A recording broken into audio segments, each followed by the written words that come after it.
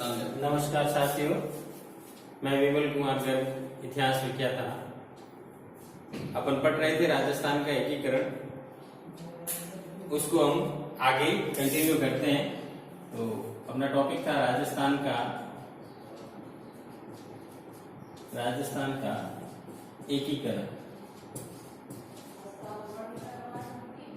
राजस्थान के एकीकरण में हमने राजस्थान के प्रमुख एकीकरण के चरण पढ़ लिए थे और उनकी तारीख याद कर ली थी। अब हमें उनकी रियासतें कौन कौन सी थी, जिन रियासतों को मिलाकर राजस्थान का एकीकरण किया गया, उन रियासतों के बारे में आज हम अध्ययन करेंगे। तो कौन कौन सी रियासतें थी? तो राजस्थान में स्वतंत्रता के समय 19 रियासतें, 3 ठिकाने और एक सी श्रेणी का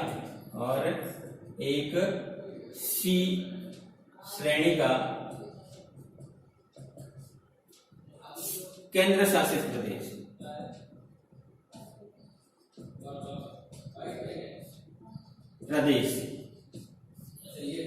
को मिलाकर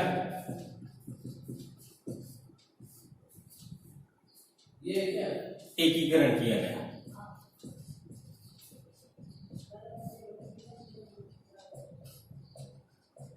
देखिए, राजस्थान में कुल 19 रियासतें, 3 ठिकाने और एक केंद्र शासित प्रदेश, जिसे सी श्रेणी का ठिकाना कहा जाता है। तो सी श्रेणी का जो केंद्र शासित प्रदेश था, उसका भी राजस्थान में क्या किया गया? एकीकरण में विलय किया गया। अब ये किस प्रकार से हुए उसके बारे में तो हमने कल जो पढ़ा था, कल क्या पढ़ा था? उनके चरण, कौन कौन से चरण थे? 7 चरण थे। 7 चरणों के एक बार नाम लिख लेते हैं। पहला था मध्य शासन, दूसरा था पूर्व राजस्थान, तीसरा था संयुक्त राजस्थान,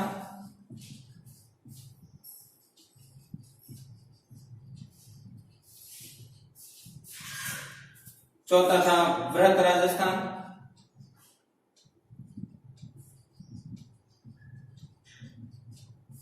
पांचवा था संयुक्त वृहत राजस्थान,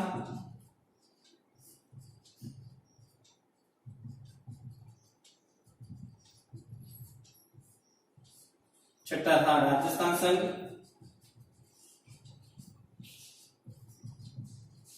और 7वां था राजस्थान।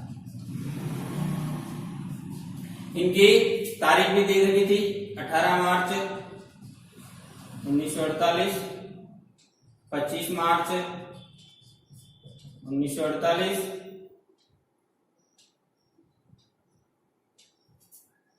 18 अप्रैल 1948, 30 मार्च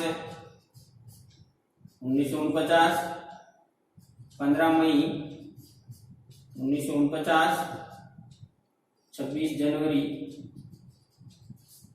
1950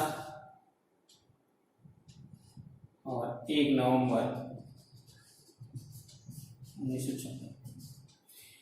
इस प्रकार से हमने 7 चरणों का नाम याद किए थे और इनकी तारीखें याद की थी। अब इनके अंतर्गत ये एक जो संघ, मध्य संघ का निर्माण 18 मार्च 1948 को हुआ, इसमें कौन कौन सी रियासतें शामिल हुई? तो उन रियासतों को पढ़ने से पहले हमें कुछ और याद करना है कि भारत स्वतंत्रता अधिनियम, क्या याद करना है कि भारत स्वतंत्रता अधिनियम 1947, भारत स्वतंत्रता अधिनियम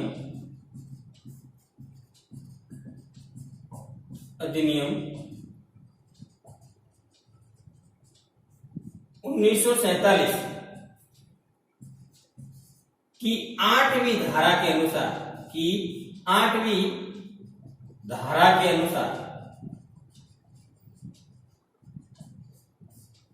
भारत स्वतंत्रता अधिनियम 1947 की 8वीं धारा के अनुसार देशी रियासतें देशी रियासतों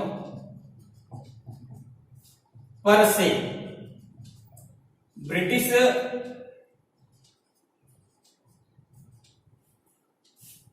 शासन का अंत हो गया। यानी कि भारत के अंतर्गत जो देशी रियासतें थी, वह देशी रियासतों पर शासन जो ब्रिटिश सत्ता का चल रहा था, वह किस अधिनियम के तहत 1947 के स्वतंत्रता अधिनियम की 8वीं धारा के अनुसार इन रियासतों से ब्रिटिश शासन का अंत हो गया था। अब ये देशी रियासतें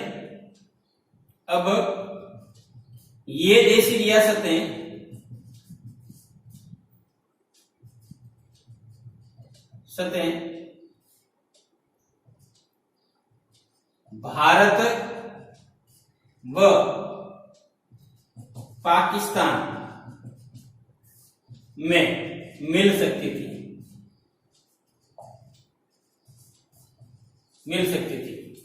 यानी कि इनके ऊपर जो शासन चल रहा था, उसके अस्तित्व को अब समाप्त होने के कारण वे अब भारत में मिल सकती थी या पाकिस्तान में मिल सकती थी। लेकिन भारत सरकार ने एक निर्देश दिया कि इन सभी रियासतों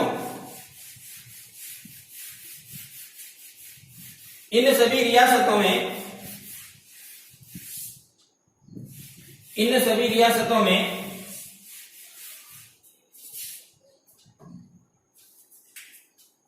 वे रियासतें जो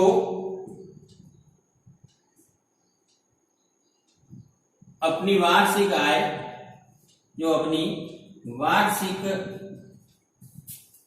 आय 1 करोड़ तथा उनकी जनसंख्या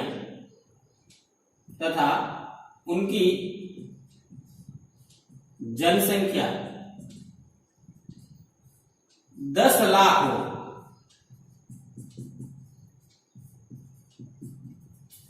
वे रियासतें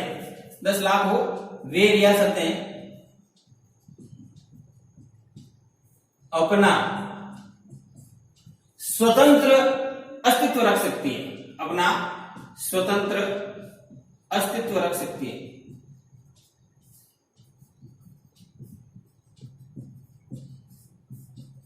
यानी भारत सरकार ने ये शर्त रखी कि वे रियासतें अपना स्वतंत्र अस्तित्व रख सकती है जो एक वर्ष में 1 करोड़ रुपए की आमदनी प्राप्त करता हो या उनकी जनसंख्या 10 लाख हो। तो राजस्थान के एकीकरण के समय हमारे राजस्थान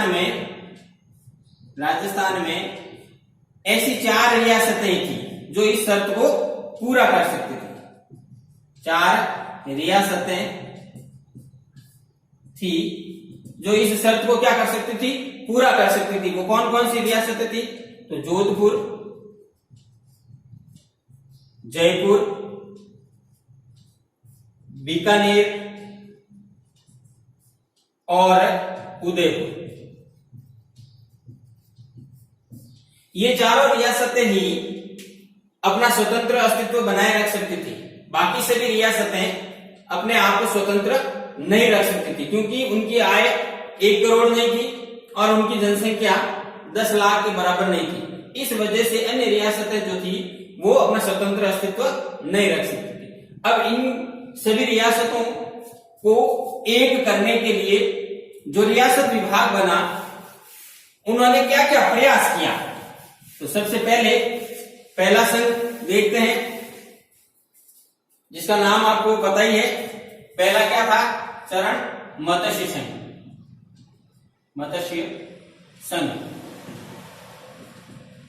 देखिए, मत्स्य संघ के बारे में आप लोगों को मैंने बताया कि दिल्ली से रियासती विभाग आया मत्स्य प्रदेश के अंतर्गत, जहां का क्षेत्र जिनकी भौगोलिक स्थिति, जातीय स्थिति देखी जाए तो एक ही थी। और वो कौन से क्षेत्र थे? अलवर, भरतपुर, धौलपुर, करौली, ये चारों रियासतें जाति, भौगोलिक दृष्टि और आर्थिक दृष्टि से एक समान लगती थी। इसलिए इन चारों रियासतों के शासकों को 27 फरवरी 1948 को, इन चारों रियासतों के शासकों को 27 फरवरी 1948 को दिल्ली बुलाया गया, दिल्ली बुलाया गया और एक संघ बनाने का इनके सामने प्रस्ताव रखा, एक संघ बनाने का इनके सामने एक प्रस्ताव रखा। तो ये चारों रियासतों के शासकों ने उस प्रस्ताव को सहर्ष स्वीकार कर लिया और स्वीकार करने पर के एम मुंशी ने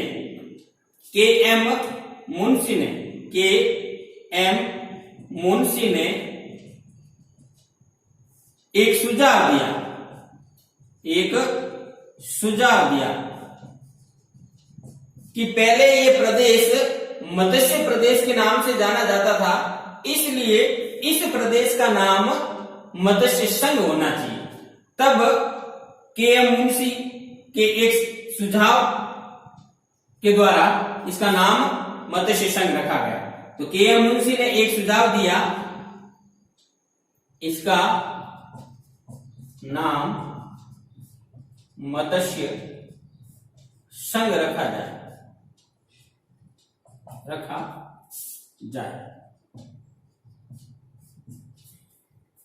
जब यह सुझाव दिया तो सभी ने इस सुझाव को स्वीकार कर लिया और 18 मार्च 1948 को इस संघ का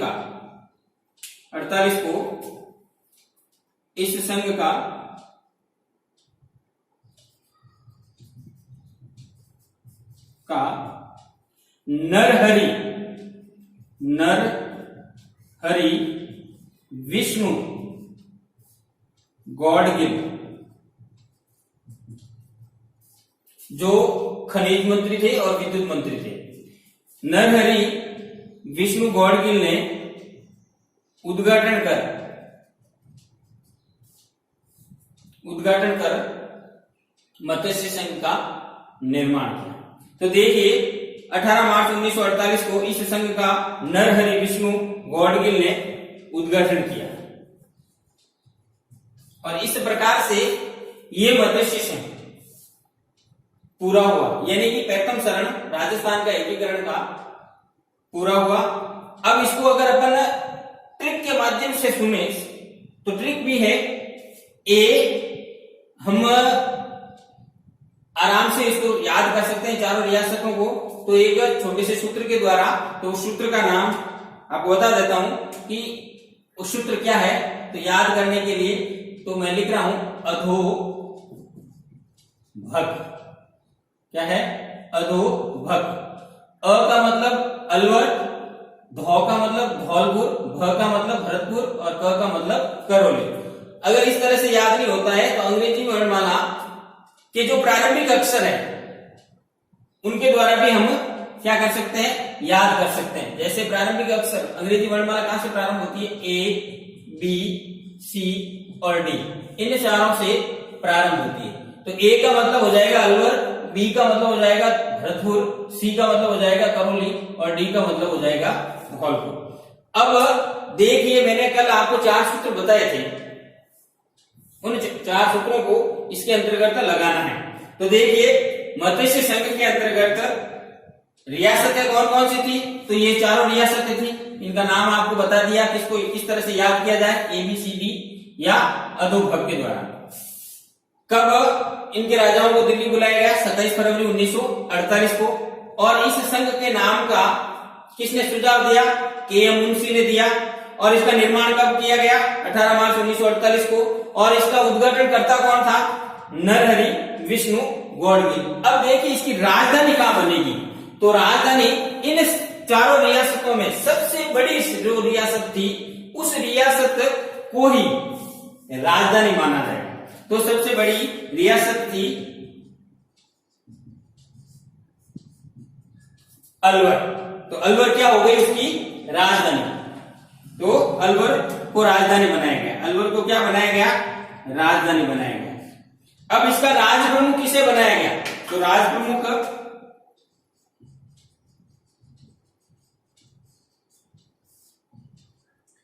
तो मैंने आपको बताया था कि इनके राज प्रमुख बनाने के लिए सूत्र दिया था कल, जिसे हम उदो भीम को भोपामान ये सूत्र दिया था।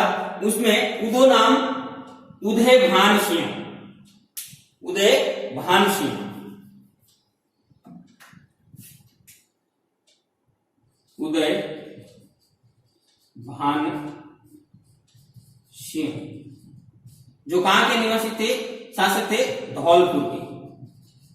तो उदय भान सिंह धौलपुर के शासक थे।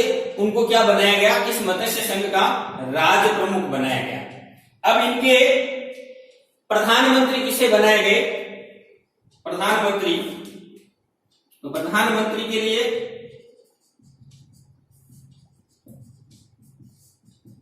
मैंने बताया था प्रधानमंत्री का सूत्र शोभा गोकुल की माणिक हीरा से। तो उसमें से शोभा नाम जो किससे संबंधित है? शोभाराम कुमावत से। शोभाराम कुमावत से। तो शोभाराम कुमावत जो है वो इसके मत्स्य संघ के क्या बन जाएंगे? प्रधानमंत्री। शोभा राम कुमावत। तो शोभाराम कुमावत को क्या बनाया गया? प्रधानमंत्री बनाया गया। और राजप्रमुख उदय भान सिंह को बनाया गया। राजधानी अलवर बनी गई। उद्घाटन करने वाला कौन था? नरहरि विष्णु गौड़गिल, जो भारत सरकार के खनिज एवं विद्युत मंत्री थे। उन्होंने इस संघ के उद्घाटन किया था। तो यहां पर लिख सकते हो आप उद्घाटन करता, उद्घाटन करता, उद्घाटन करता थे एनवी गौड़गिल। एनवी गौड़गिल। मैंने उद्घाटन करता का सूत्र भी लिखाया था, गौड़गिल गौड़गिल नेहरू पटेल या गौड़गिल गौड़गिल चाचा पटेल। तो इस प्रकार से हमारा प्रथम चरण जो है वो कंप्लीट होता है। एक बार पुनः देख ले, मत्स्य संघ का निर्माण अलवर, भरतपुर, धौलपुर और करौली, अलवर, भरतपुर, धौलपुर और करौली रियासतों को मिलाकर बनाया गया। इन रियासतों के राजाओं को 27 फरवरी 1948 के दिन दिल्ली बुलाया गया और इनके सामने प्रस्ताव रखा गया कि हम राजस्थान का एकीकरण करने के लिए एक संघ बना रहे हैं जिसमें आप सभी को सहयोग देना है। तो इन्होंने उस प्रस्ताव को स्वीकार कर लिया इन राजाओं ने।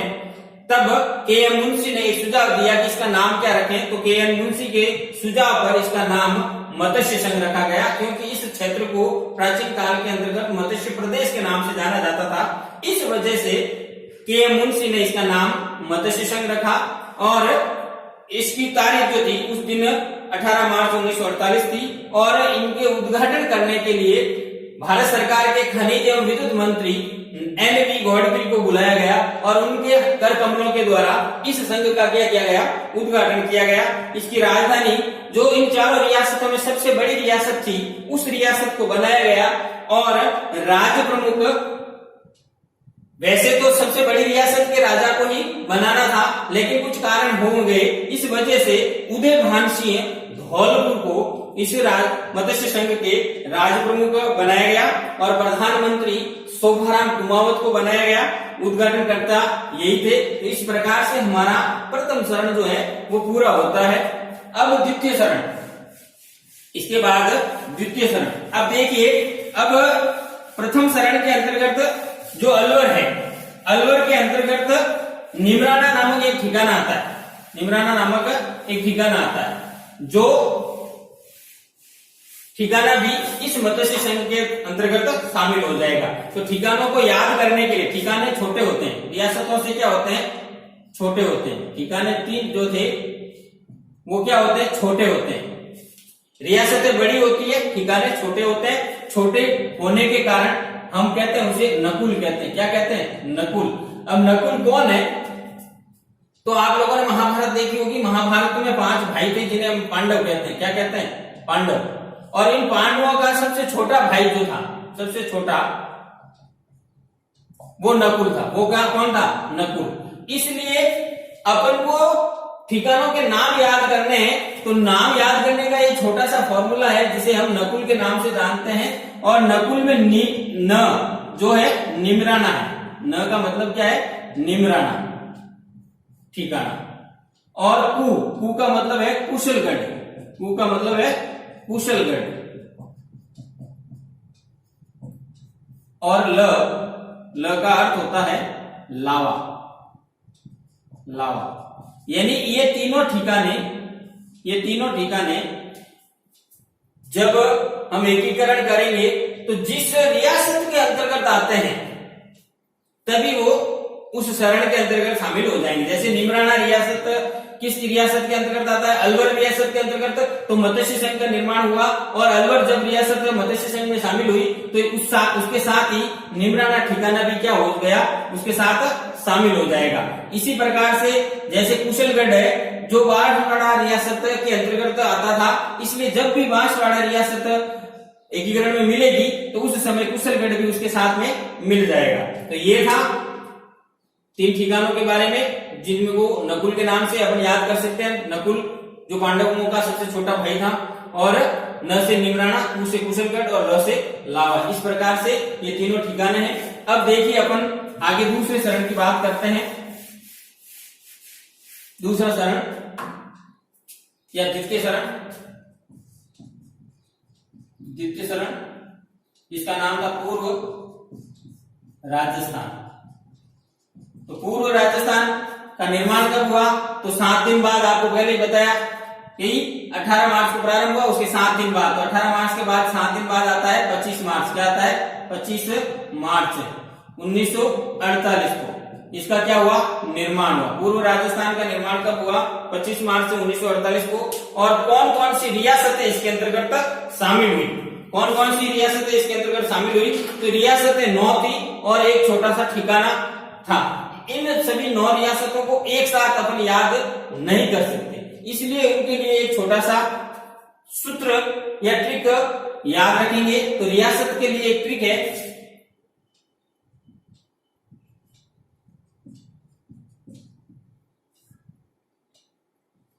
रियासतों के लिए एक ट्रिक है। कौन सी ट्रिक है?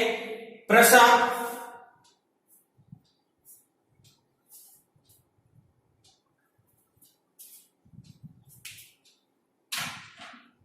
चलिए पूर्व राजस्थान 25 मार्च, पूर्व राजस्थान 25 मार्च 1948 को प्रारंभ हुआ, इसका निर्माण हुआ। और इसकी रियासतें कौन कौन सी थी? तो उसके लिए सूत्र था प्रशा, जाड़ू, बाटो, बुकी को। अब देखिए ये सूत्र है, ये क्या है? सूत्र, यानी कि उन रियासतों को याद करने का सूत्र है, क्योंकि इतनी सारी रियासतें एक साथ याद नहीं होती, इसलिए हमें इनको याद करने के लिए एक फॉर्मूला बनाया गया है। अब आपको एक एक करके बताते हैं। प्र का मतलब है प्रतापगढ़, प्रतापगढ़। शाह का मतलब है शाहपुरा। जा का मतलब है झालावाड़। डूंगरपुर। बा का मतलब है बांसवाड़ा, बांसवाड़ा। टों का मतलब है टोंक।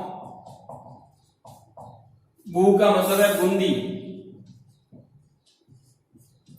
और की का मतलब है किशनगढ़। की का मतलब है किशनगढ़।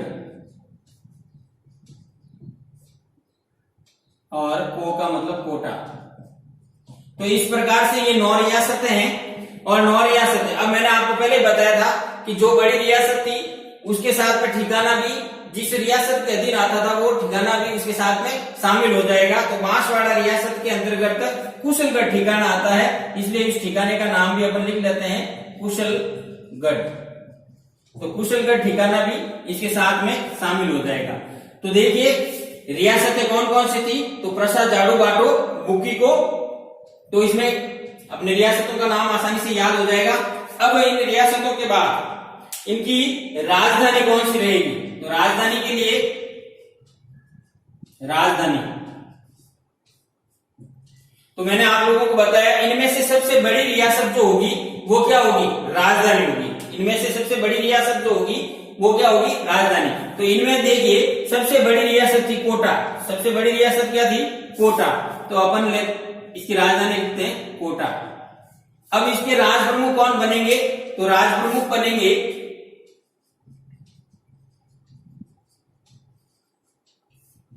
इस कोटा रियासत के राजा बनेंगे।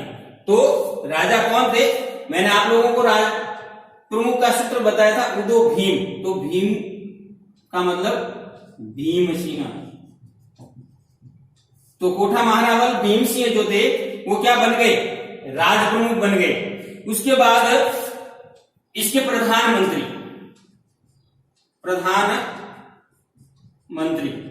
किसको बनाया गया, तो मैंने कल पिछले वीडियो के अंतर्गत ये बताया था कि प्रधानमंत्री शोभा गोकुल की माणिक हीरा से, तो दूसरे नंबर पर आता है गोकुल। तो गोकुल लाल आसाराम, गोकुल लाल आसाराम,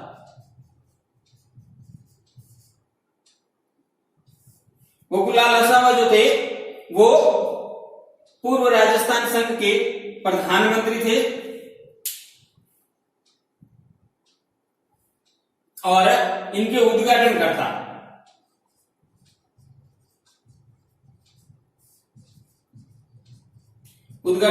आपको सूत्र बताया हुआ है। उद्घाटनकर्ता का सूत्र था गॉडगिल नेहरू पटेल। तो हम दूसरा जो उसका उद्घाटनकर्ता जो थे उसका नाम था, जो खनिज एवं विद्युत मंत्री थे उनको हम एनवी गॉडगिल के नाम से जानते हैं। एनवी गॉडगिल ने क्या किया, उसका उद्घाटन किया। तो इस प्रकार से देखा जाए तो इन रियासतों को मिलाकर क्या बनाया गया, पूर्व राजस्थान बनाया गया। जब इसका उद्घाटन हुआ 25 मार्च 1948 को, तब ये बात की गई कि आगे राजस्थान की कौन सी रियासत को विलीन करना है। तो इसके 3 दिन बाद चर्चा चली और तृतीय चरण के ऊपर जब हम आते हैं तो तृतीय चरण किस प्रकार से प्रारंभ होता है, तो तृतीय चरण का जो नाम है कल मैंने बताया था संयुक्त राजस्थान, यानी कि इसके अंतर्गत पूर्व राजस्थान के अंतर्गत जो रियासत मिलेगी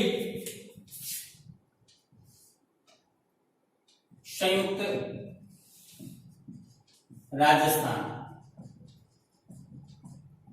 जिसका निर्माण कब हुआ, 18 अप्रैल 1948। देखिए इसमें कौन सी रियासत शामिल होगी, तो देखिए पहले उदयपुर रियासत कौन सी शामिल होगी, उदयपुर।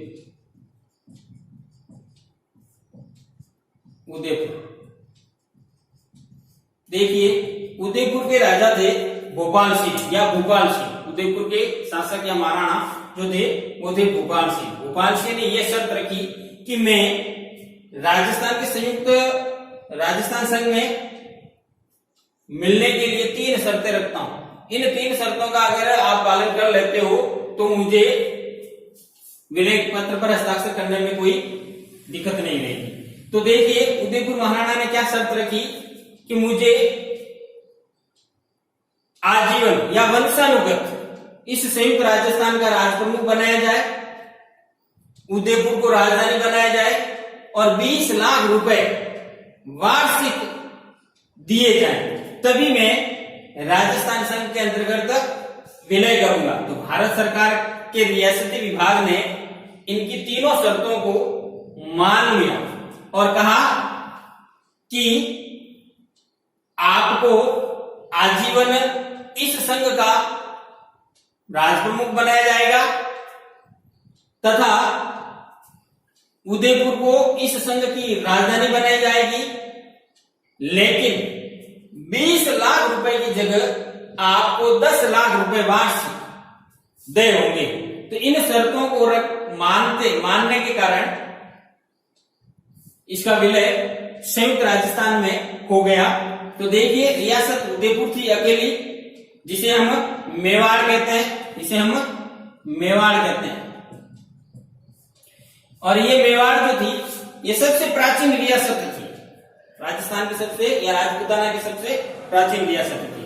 अब रियासत उदयपुर, उसके बाद में इसकी राजधानी, तो आप लोगों को बता दिया कि शर्त रखी थी, तो शर्त के हिसाब से राजधानी कौन सी हो गई, उदयपुर हो गई। फिर इसके प्रधानमंत्री, तो प्रधानमंत्री के लिए मैंने सूत्र बताया था,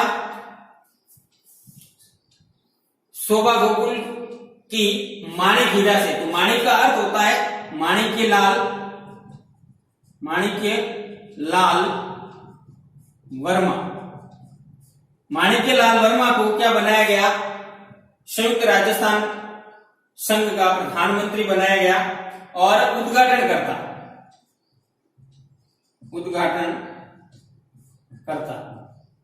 तो सूत्र के अनुसार, सूत्र बताए हुए आप लोगों को सीधा रखना है। सूत्र क्या है,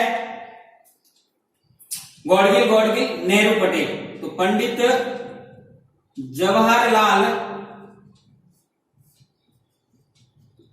नेहरू जो देश के प्रधानमंत्री थे, उन्होंने इसका क्या किया, उद्घाटन किया। इस प्रकार से 18 अप्रैल 1948 को ये संयुक्त राजस्थान बनकर तैयार हुआ और अपना तृतीय चरण पूरा हुआ। अब देखिए, चतुर्थ चरण के अंतर्गत, चतुर्थ चरण का नाम क्या है,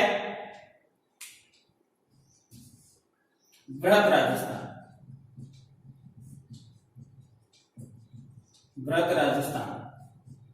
देखिए, यहां पर वृहत का मतलब होता है बड़ा, विशाल। तो विशाल शब्द से रियासतें आती थी। तो सबसे बड़ी बड़ी रियासतें जो थी, जो जनसंख्या की दृष्टि से, क्षेत्रफल की दृष्टि से बड़ी रियासतें थी, जिनको हम जयपुर, जोधपुर, बीकानेर और जैसलमेर के नाम से जानते हैं, उन रियासतों को शामिल करने के लिए प्रयास किए गए। तो रियासती विभाग के जो सचिव थे वीपी मेनन, उनके अथक प्रयासों से इस वृहत राजस्थान का क्या हुआ, निर्माण हुआ। अब देखिए, इसी के अंतर्गत जोधपुर रियासत जो थी वो पाकिस्तान में मिलना चाहती थी। मोहम्मद अली जिन्ना के कहने और उनके बहकाव में आ जाने के कारण जोधपुर रियासत के राजा हनुवंश सिंह पाकिस्तान में विलय करना चाहते थे और उन्होंने पाकिस्तान का समर्थन भी कर लिया था। लेकिन इस विभाग के, रियासती विभाग के सचिव महोदय वीपी मेनन ने प्रयास किया और इस प्रयास से जोधपुर के महाराजा हनुवंश सिंह को समझाया गया। समझाने पर वो वृहत राजस्थान में मिलने के लिए तैयार हो गए। जब वो पाकिस्तान जा रहे थे, तब उन्होंने जैसलमेर के राजकुमार से यह कहा था कि आप भी पाकिस्तान में हमारे साथ विलय कर दो। तो उस समय जैसलमेर के राजकुमार ने उत्तर दिया था कि अगर भविष्य में हिंदू और मुसलमान के मध्य अगर संघर्ष होता है तो मैं मुसलमानों की अपेक्षा हिंदुओं का साथ दूंगा। ऐसा जैसलमेर के राजकुमार ने जोधपुर के महाराजा हनुवंश सिंह को कहा था। किस समय कहा था? जब एकीकरण थे। लेकिन वीपी मेनन के अथक प्रयासों के द्वारा जोधपुर ने भारत राजस्थान में मिलने के लिए विलय पत्र पर हस्ताक्षर कर दिए और इसके अंतर्गत बीकानेर के महाराजा शार्दुल सिंह ने बिना कुछ कहे विलय पत्र पर हस्ताक्षर कर दिए। तब सरदार पटेल ने उनकी प्रशंसा में कहा कि आपने देश की सेवा में अथक कदम उठाए, यानी कि आपका सबसे बड़ा कदम रहेगा देश की सेवा में। तो व्रत राजस्थान के अंतर्गत बीकानेर के शार्दुल सिंह जी ने समर्थन किया और व्रत राजस्थान में अपना विलय पत्र पर हस्ताक्षर किए। तो देखिए, व्रत राजस्थान का निर्माण 30 मार्च 1949 को 30 मार्च 1949 को यह विशाल क्षेत्र होने के कारण लगभग ऐसा माना जाता है कि राजस्थान का एकीकरण हो चुका था, इसलिए 30 मार्च को राजस्थान दिवस के रूप में भी मनाया जाता है। तो राजस्थान दिवस के रूप में भी इसको मनाते हैं। अब इनमें कौन कौन सी रियासतें थी? तो रियासतों के लिए सूत्र है, आप लोगों को बता देता हूं। रियासतों का सूत्र क्या है? जज बीजो का मतलब जयपुर, जोधपुर, जैसलमेर, बीकानेर, जोधपुर। तो देखिए, ये 4 रियासत है। जज बीजो, ज का मतलब जयपुर, ज का मतलब जैसलमेर, बी का मतलब बीकानेर और जो का मतलब जोधपुर, या इसे ट्रिपल जे बी कहते हैं। ट्रिपल जे बी, इसके नाम से भी अपन याद कर सकते हैं। Jaipur, Jaisalmer, Bikaner, Jodhpur, triple J B. अब इनके राजधानी कहां किसको बनाई जाए? राजधानी, तो देखिए यहां पर एक कमेटी बनाई गई। उस कमेटी की जो अध्यक्षता कर रहे थे वो कर रहे थे श्री पी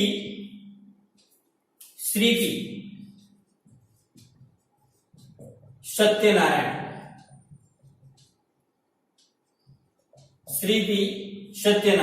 उस कमेटी की क्या कर रहे थे? अध्यक्षता कर रहे थे। तो उन्होंने ये प्रस्ताव रखा कि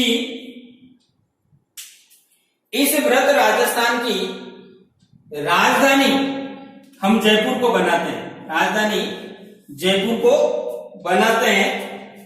तो राजधानी किसको बनाया गया? जयपुर को बनाया गया। किसके प्रयास से? श्री पी सत्यनारायण, जो एक कमेटी के क्या थे? अध्यक्ष थे। और उन्हीं के कहने पर जयपुर को क्या बनाया गया? राजधानी बनाया गया। और जोधपुर को क्या बनाया? हाईकोर्ट, उच्च न्यायालय बनाया गया। जोधपुर में क्या बनाया गया? उच्च न्यायालय। किसकी अध्यक्षता में? श्री पी सत्यनारायण की अध्यक्षता में। बीकानेर को शिक्षा विभाग दिया गया। बीकानेर को क्या दिया गया? शिक्षा विभाग। तो इस प्रकार से चौथा जो चरण है व्रत राजस्थान, उसकी राजधानी जयपुर को बनाया गया और इसके प्रधानमंत्री जयपुर के ही हीरालाल शास्त्री को बनाया गया। हीरालाल शास्त्री को प्रधानमंत्री हीरालाल शास्त्री को बनाया गया। और इसका उद्घाटन करने के लिए रियासती विभाग के अध्यक्ष, रियासती विभाग के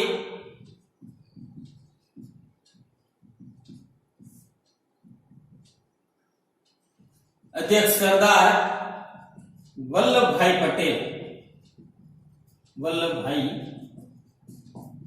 पटेल, यानी कि इस व्रत राजस्थान का उद्घाटन करने के लिए रियासती विभाग के अध्यक्ष सरदार वल्लभ भाई पटेल के कर कमलों द्वारा किया गया। और इस प्रकार से यह चतुर्थ चरण अपना कंप्लीट पूरा होता है। अब देखिए आगे पांचवा चरण। पांचवा चरण अब उसमें कुछ नहीं, जो सूत्र थे सूत्र के आधार पर आसानी से याद हो जाते हैं कौन कौन सी रियासतें थी, कौन कौन से थे। तो अब देखिए पांचवा चरण, पांचवें चरण का नाम क्या है? संयुक्त व्रत राजस्थान। संयुक्त व्रत राजस्थान। इसका निर्माण कब हुआ? 15 मई 1949। 15 मई 1949। अब इसमें कौन कौन सी रियासतें थी? तो रियासतों के नाम देखते हैं।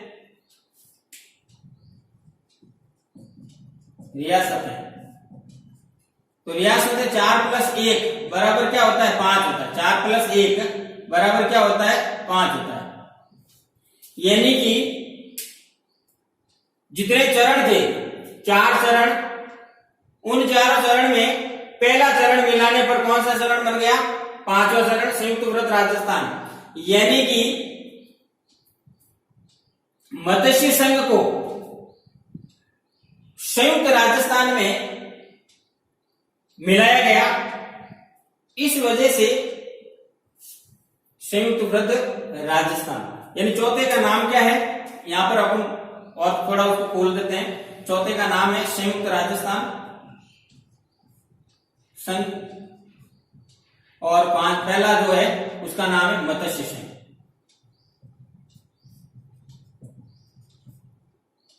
दोनों को जोड़ दिया तो कौन सा बन गया? संयुक्त व्रत राजस्थान। यानी इस प्रकार से इसका निर्माण हुआ।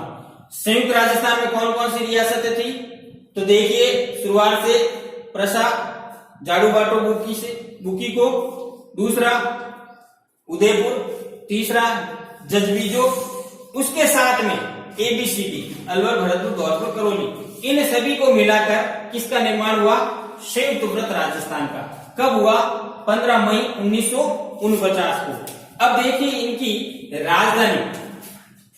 अब राजधानी कुछ नहीं है, वो की वो ही, क्योंकि उस समय राजधानी के लिए वो मैंने कहा था कि श्री पी सत्यनारायण की अध्यक्षता में जो कमेटी गठित की गई थी, उस कमेटी के द्वारा यह निर्णय लिया गया कि बाद के जितने भी शरण बनेंगे उन शरणों में राजधानी जयपुर को ही रखा जाएगा। राजधानी किसको रखा जाएगा?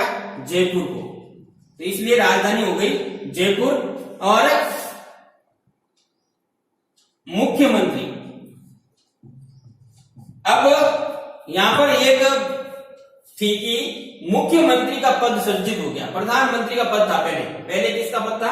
प्रधानमंत्री का। लेकिन 5वें चरण में प्रधानमंत्री के पद को समाप्त कर दिया गया। तो प्रधानमंत्री के पद को समाप्त करके मुख्यमंत्री का पद सृजित किया गया। और मुख्यमंत्री किसको बनाया गया? हीरालाल शास्त्री को। हीरालाल शास्त्री को। और इनको शपथ किसने दिलवाई? हीरालाल शास्त्री को शपथ दिलवाई थी राज प्रमुख कौन थे? मानसिंह। कौन थे?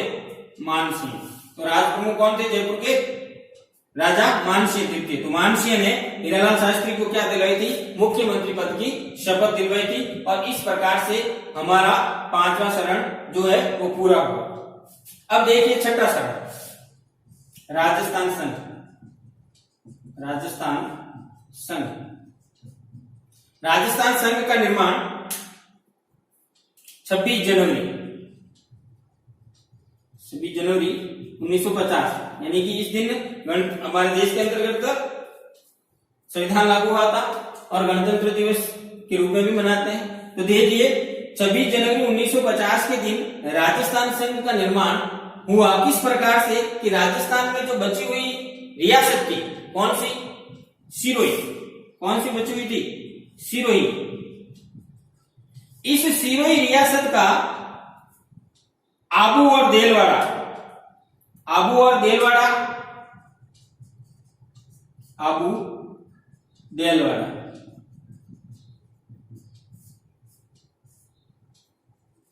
को छोड़कर शेष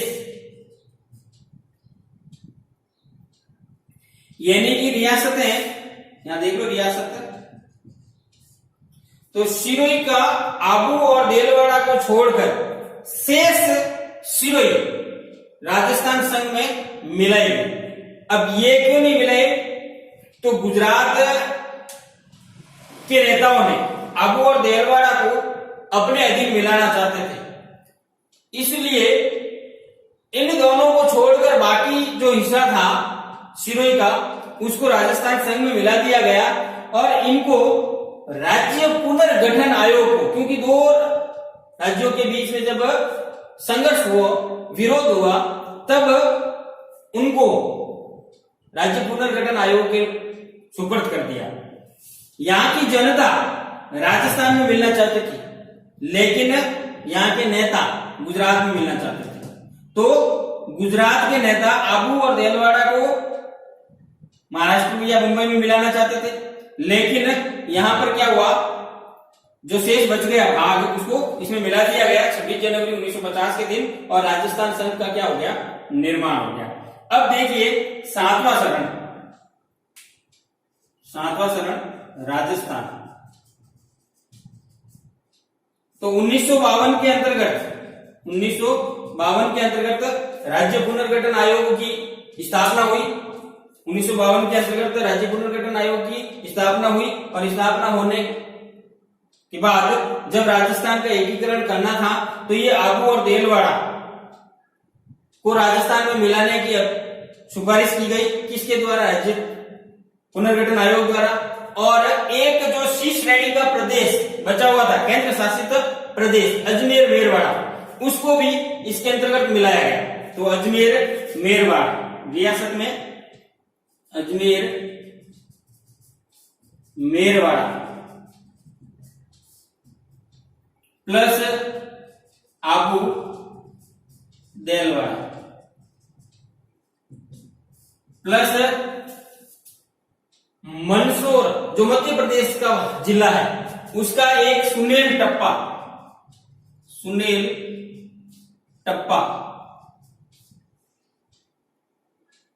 कोटा में मिलाया गया।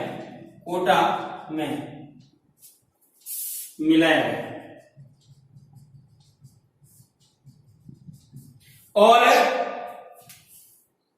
झालावाड़ का एक सिरोंज क्षेत्र, ऊपर लिख लेता हूं,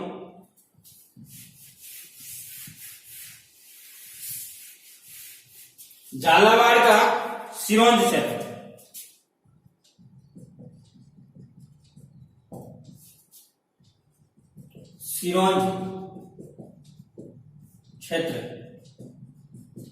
मध्य प्रदेश को दिया गया,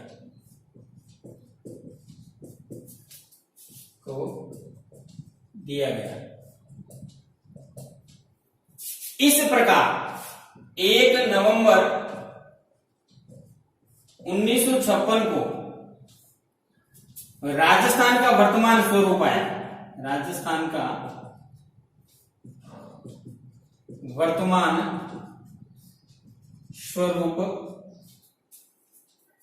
आया। यानी कि राज्य पुनर्गठन आयोग ने अपनी सिफारिश 1 नवंबर 1956 को की, और इस प्रकार से अजमेर मेरवाड़ा प्लस आबू देलवाड़ा प्लस सुनेल टप्पा, जो कहां का स्थान था, मध्य प्रदेश के मंदसौर जिले का भाग था, कोटा में मिलाया, और झालावाड़ का सिरोंज क्षेत्र मध्य प्रदेश को दिया गया। और 1 नवंबर के दिन इस वर्तमान स्वरूप, जो राजस्थान का हम वर्तमान स्वरूप देखते हैं, वो सामने आया, और राज प्रमुख के स्थान पर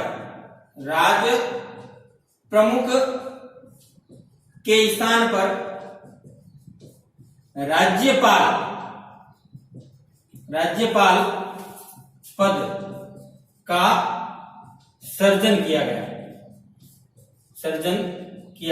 यानी कि अब तक राज्यपाल की जगह पर राजप्रमुख शासन चलाते थे, लेकिन अब राज्यपाल का पद सर्जित हो गया, अब राज्यपाल के द्वारा होगा। तो प्रथम राज्यपाल गुरुमुख निहाल सिंह। प्रथम राज्यपाल गुरुमुख निहाल सिंह बने। राजस्थान के प्रथम राज्यपाल गुरुमुख निहाल सिंह बने और मुख्यमंत्री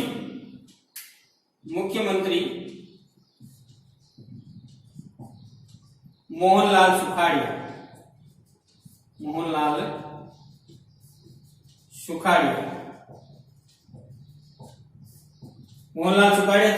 को बनाया गया, जिन्हें आधुनिक राजस्थान के निर्माता भी कहते हैं। इन्हें आधुनिक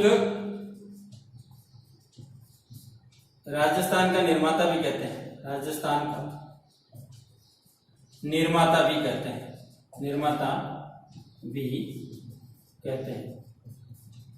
तो इस प्रकार से राजस्थान का एकीकरण संपन्न हुआ। सातों चरण आपके सामने इस प्रकार से पूरे हुए और इस प्रकार से राजस्थान की समस्त रियासतों का विलय राजस्थान के अंतर्गत किया गया और राजस्थान का निर्माण हुआ। अब देखिए इन रियासतों में कौन कौन सी महत्वपूर्ण रियासतें थी। तो सबसे बड़ी, सबसे छोटी, सबसे पुरानी। तो देखिए जनसंख्या की दृष्टि से सबसे बड़ी रियासत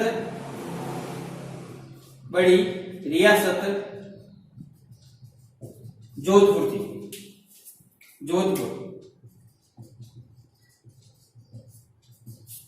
और जनसंख्या की दृष्टि से सबसे छोटी रियासत शाहपुरा थी।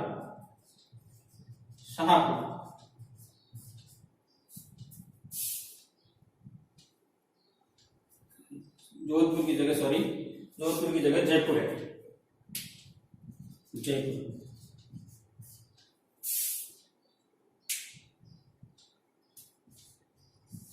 क्षेत्रफल की दृष्टि से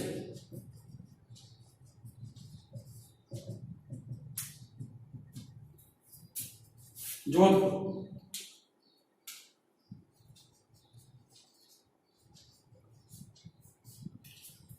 और क्षेत्रफल की दृष्टि से छोटी रियासत भी शाहपुरा थी। जाटों की रियासत भरतपुर व धौलपुर थी। एकमात्र मुस्लिम रियासत टोंक थी। इस प्रकार से सबसे प्राचीन जो रियासत जो 566 ईस्वी के अंतर्गत गुहिल वंश के गुहिल नामक व्यक्ति ने स्थापना की थी नागदा के अंतर्गत। इसलिए सबसे प्राचीन रियासत जो थी वो मेवाड़ रियासत थी। ये इस प्रकार से हम राजस्थान के एकीकरण के बारे में आसानी से समझ सके। इस वीडियो को आप आगे से आगे शेयर कीजिए और अपने जो दोस्त हैं उनको इसका लाभ मिल सके। धन्यवाद। आज अपना राजस्थान का एकीकरण